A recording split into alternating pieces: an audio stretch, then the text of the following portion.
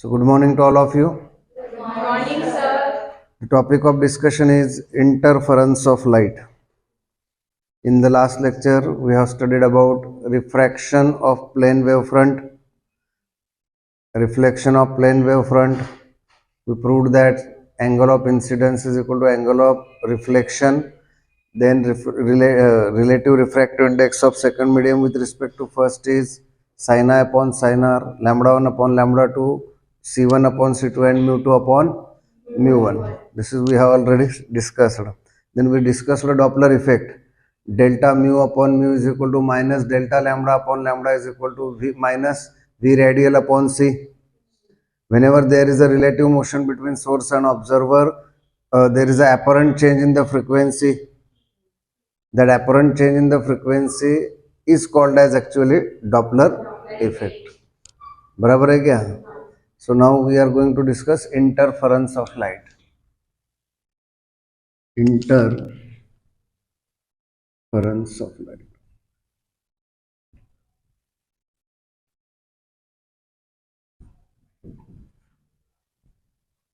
Interference of light discuss करने से पहले कुछ इंपॉर्टेंट बातें हमें पता होनी चाहिए. हमारे पास एक फॉर्मूला है, path difference between the two waves is equal to 2 pi upon lambda into phase difference. Do you know this? Sorry, phase difference is equal to 2 pi upon lambda into path difference. This is important formula, that is delta phi equals to 2 pi upon lambda delta x. ये formula हमारे पास पहले से ही मौजूद है. दूसरा एक important concept हमारे पास है कि अगर हमारे पास कोई वेव है जिसका वेवलेंथ लैम्बडा है, let this is A and B, तो distance between A and B is the length of one wave, that is wavelength. और ये जो है ए और बी के बीच में का पाथ डिफरेंस है. Lambda is path difference between point A and point B. जैसे लैम्बडा ये डिस्टेंस यानी पाथ का डिफरेंस है, तो एंगल डिफरेंस जो है एंगल का यानी फेज एंगल का जो डिफरेंस है एक्सट्रीम पॉइंट्स में, ए और बी में जो फेज एंगल का डिफरेंस है वो है फेज डिफरेंस. तो phase difference between A and B 2 pi होता है. तो path difference of lambda is equivalent to phase difference of 2 pi. This is very important. Path difference of lambda is equivalent to phase difference of 2 pi. So path difference of lambda by 2 होगा तो phase difference of pi हो जाएगा. बात समझ में आई? तो तीसरा important point, अब suppose that हमारे पास कोई एक वेव दी हुई है, एक दूसरी वेव उसी डायरेक्शन में जा रही है. हो सकता है इन दोनों वेव का मिलन हो जाए. मिलन होने का मतलब है कि ये दोनों वेव सुपरपोज हो गई, एक दूसरे से इंटरेक्शन उसने बनाई. अब वेव जब सुपरपोज होगी तो एक्चुअली वेव आगे जाने के बाद हो सकता है कि वो सेपरेट हो जाए, तो वेव अपनी खुद की प्रॉपर्टी बदलने वाली नहीं है. जब भी दो वेव सुपरपोज होगी, इसका मतलब जब दो वेव मीडियम में एक ही जगह पर आएगी, तो वो सुपरपोज वर्ड हम यूज कर रहे हैं उसके लिए. तो जब दो वेव सुपरपोज होगी तो हर कोई वेव अपना अपना कैरेक्टर एज इट इज रखेगा. पहली वेव दूसरी वेव का कैरेक्टर नहीं बदलेगी और दूसरी वेव पहली वेव का कैरेक्टर नहीं बदलेगी. पर जब वो दोनों वेव सुपरपोज होंगे, तो सुपरपोज होते समय अगर पहले वेव की क्रिस्ट दूसरे वेव के क्रिस्ट से मैच हो रही है, पहले वेव की ट्रफ दूसरे वेव के ट्रफ से मैच हो रही है, ध्यान दो, यानी crest matches with crest, trough matches with trough. जब दो वेव इस तरह से सुपरपोज होंगे तो हम उन्हें कहेंगे इन फेज. पर जब crest of one wave matches with trough of another wave, when crest of one wave superpose with trough of another wave, this is called as waves are arriving out of phase.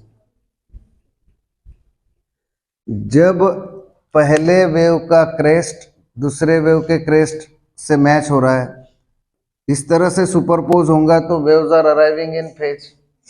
जब crest और trough match होंगे तो waves are arriving out of phase. तो यहाँ पर जब इन phase हो रहा है तो पहले का डिस्प्लेसमेंट जो है सपोज दैट y1 मान लेते हैं, दूसरे वेव का डिस्प्लेसमेंट y2 मान लेते हैं। जब भी वेव अराइव इन फेज होगी, जब दो वेव्स अराइव इन फेज होगी तो वहां पे रिजल्टेंट डिस्प्लेसमेंट दोनों की एडिशन होगा।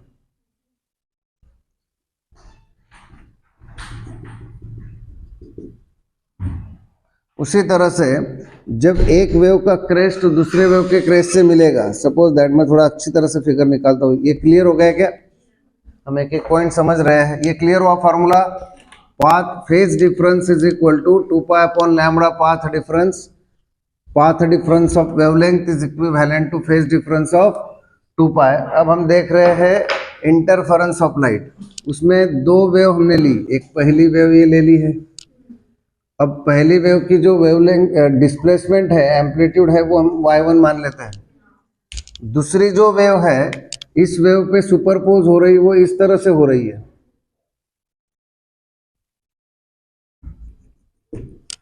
दूसरी वेव का डिस्प्लेसमेंट हम y2 मान लेते हैं। जब crest of one matches with trough of another, we are saying that waves are arriving out of phase. और जब भी waves are arriving out of phase होगा तो यहाँ पे जो रिजल्टेंट नेट डिस्प्लेसमेंट होगा इन दोनों की वजह से, वो सब्ट्रैक्शन होगा, that is y1 minus y2। Crest of one wave matches with trough of another wave, the resultant or the net displacement at this point of arrival of both waves, red wave and black wave, these are superposing with each other. Their displacements are individual. y1 is the displacement of red wave, y2 is the displacement of black wave. दो अलग अलग wave अपना अपना displacement खुद produce करेंगे, वो एक दूसरे के डिस्प्लेसमेंट में कोई भी फर्क नहीं गिराएंगे। पर यहाँ पे जो रिजल्टेंट डिस्प्लेसमेंट है आउट ऑफ फेज कंडीशन में, रिजल्टेंट डिस्प्लेसमेंट क्या हो जाएगा? y1 माइनस y2 हो जाएगा। और इसलिए अगर हम यहाँ पे रिजल्टेंट वेव निकालेंगे तो उसका स्ट्रक्चर आएगा इस तरह से। एक्चुअल रिजल्टेंट वेव ऐसी बनेगी। ऐसा क्यों हुआ? देखो यहाँ पे पहला resultant wave suppose that y1 था, दूसरे की वेव कितनी थी? y2 थी। अब y1 माइनस y2, तो y1 minus y2 suppose that मैं इसको नंबर से बता देता हूँ, ये 7 है, ये 3 है, तो इनका रिजल्टेंट क्या आएगा? 4 आएगा, सब्ट्रैक्शन होगा ना। और वो जो 4 है वो ऊपर की दिशा में होगा, क्योंकि ज्यादा कौन है? ये ऊपर वाली वेव ज्यादा है। बात समझ में आई? अगर सपोज दैट ये 7 है और ये 11 होता तो रिजल्टेंट वेव कहाँ पे आती? नीचे की दिशा में आती, और उसकी एम्पलीट्यूड कितनी होती? 4। So जब भी waves are arriving out of phase, whenever waves are arriving out of phase, the resultant displacement or the net displacement due to superposing of both wave is reduced. वो कैसे रिड्यूस होगा? y1 minus y2 से आएगा, तो net wave हमें इस तरह से दिखाई देगी। क्लियर हुआ क्या? Whenever two waves are arriving out of phase, net displacement is the subtraction of both displacement. अब इन फेज की कंडीशन क्या है वो भी देख लेते हैं। सपोज दैट हमारे पास दो वेव है, एक पहली वेव ले लेते हैं, इसकी एम्पलीट्यूड जो है वो y1 मान लेते हैं। एक दूसरी वेव ले लेते हैं, उसकी एम्पलीट्यूड y2 मान लेते हैं। अब waves are arriving in phase, तो रिजल्टेंट एम्पलीट्यूड जो रहेगी y1 प्लस y2, यानी हमें यहाँ पे जो रिजल्टेंट वेव दिखाई देगी उसकी एम्पलीट्यूड ज्यादा रहेगी y1 plus y2। In the same way trough, crest, trough. So यहाँ पे हमें ध्यान में क्या लेना है? whenever two waves arrive at a point of the medium simultaneously, जब दो वेव मीडियम में एक ही जगह पर आएंगे और सुपरपोज हो जाएंगे, मिक्स हो जाएंगे। जब दो वेव मीडियम में एक ही जगह आएंगे, सुपरपोज होंगे, अगर वो इन फेज सुपरपोज हुए तो रिजल्टेंट डिस्प्लेसमेंट, दोनों डिस्प्लेसमेंट की एडिशन होगा। वो आउट ऑफ फेज आए तो रिजल्टेंट डिस्प्लेसमेंट, दोनों डिस्प्लेसमेंट का सब्ट्रैक्शन होगा। अब यहां पे ये जो रूल है इसे कहते हैं principle of superposition of waves. We call this rule as a principle of superposition of waves. क्या है principle of superposition of waves? पहले हिंदी में समझ लेते हैं। अगर हमारे पास दो वेव्स है, चाहे वो साउंड वेव हो चाहे लाइट वेव है, अभी हम लाइट से डिस्कस कर रहे थे तो लाइट वेव बताएंगे।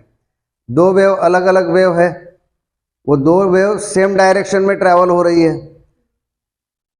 जब वो दोनों वेव एक ही जगह पर आ जाएंगी, सुपरपोज होंगी, तो हर कोई अपना अपना डिस्प्लेसमेंट प्रोड्यूस करेगा। दोनों का एक दूसरे पे कुछ भी इफेक्ट नहीं होगा। चाहे वो सुपरपोज भी हो जाए तो दोनों वेव एज इट इज अपने कैरेक्टर बरकरार रखेंगे, वैसे ही रखेंगे। तो दोनों वेव्स एक ही जगह पे आ रहे हैं, arrive at A point of the medium simultaneously. Each wave produces its own displacement, each wave produces its own displacement and the resultant displacement at the point of arrival, और जिस पॉइंट पे हम simultaneously consideration कर रहे हैं एक ही जगह पर, and the resultant displacement due to two waves at a point of the medium is vector sum of the displacement due to two waves।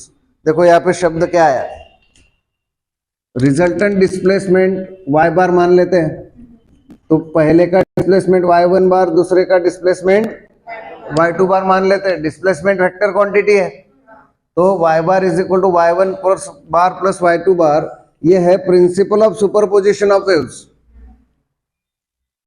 अब यहां पे दो केसेस हैं। जब waves are arriving in phase तो रिजल्टेंट डिस्प्लेसमेंट एडिशन होगा, waves are arriving out of phase तो resultant displacement क्या होगा?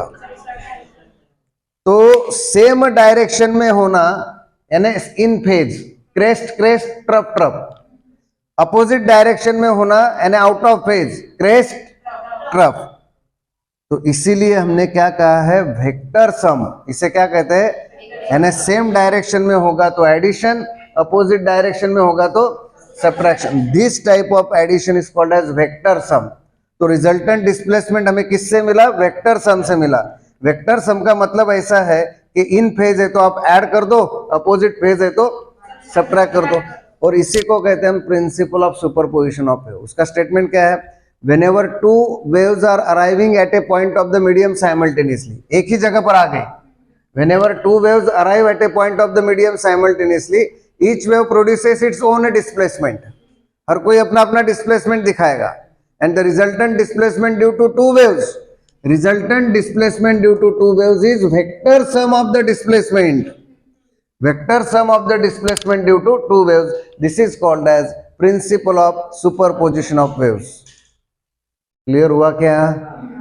ये आपको नहीं समझा? क्या प्रॉब्लम? फिर से समझाता हूं, ध्यान दो। बंद करके फिर से चालू करना।